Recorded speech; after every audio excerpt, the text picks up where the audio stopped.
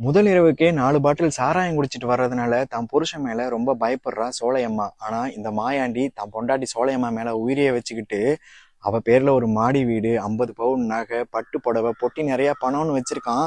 ஆனா சோலையம்மாவுக்கு அதெல்லாம் விருப்பம் கிடையாது. புருஷன் சாப்பிட்ட தட்டுல மிச்சம் இருக்கிறத சாப்பிட்டுட்டு அவர் எப்பயாவது வாங்கி கொடுக்குற கொஞ்சம் மல்லிப்பூ கூட போதும்னு அவ இருக்கா. இது அவனுக்கு புரியல.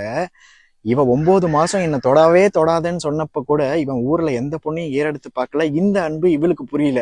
ஒரு நாள் பிரசவ வழியில அவ துடிக்கிறா, அவ செத்துற போறான்னு அவளுக்கு தெரிஞ்சிருச்சு. ஆனா வீட்டை விட்டு வெளில போக மாட்டேன், ஏன்னா இது ஏன் மச்சான் கட்டின வீடுன்னு முத என் மச்சான்னு அவ சொல்றா. குழந்தை பிறந்துருச்சு. அந்த குழந்தைய தூக்கி அவளோட தங்கச்சி கிட்ட கொடுக்குறா. தான் அக்கா குடம் கூட தூக்க கூடாதுன்னு அவ கையில இருந்து வாங்குறவ அந்த பச்சை குழந்தைய வாங்கி சத்தியமா ஜென்மத்துக்கு இதுதான் என் புள்ளன்னு சொல்றா. இவ செத்து போயிடுறா. ஒரு வரட்டியா எடுத்து அவ உடம்ப மூடும் போது பாசத்தை மூடி மூடி வச்சதுனால இப்ப பொண்டாட்டி முகத்தை மூடுற நிலைமை வந்துருச்சேன்னு அவன் நினைச்சு அந்த அசையாத அந்த இரும்பு உடம்பு மொத அசையுது. 10 பேர் சேர்ந்து அடிச்சாலும் வலி தாங்குற அந்த முரடன் அவன் கண்ணுல இருந்து ஒரு சொட்டு கண்ணீர்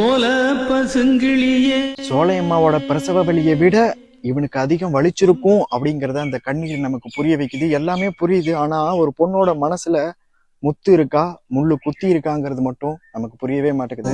அதில் முத்து இருக்கா, முள்ளு கொத்தி இருக்கா.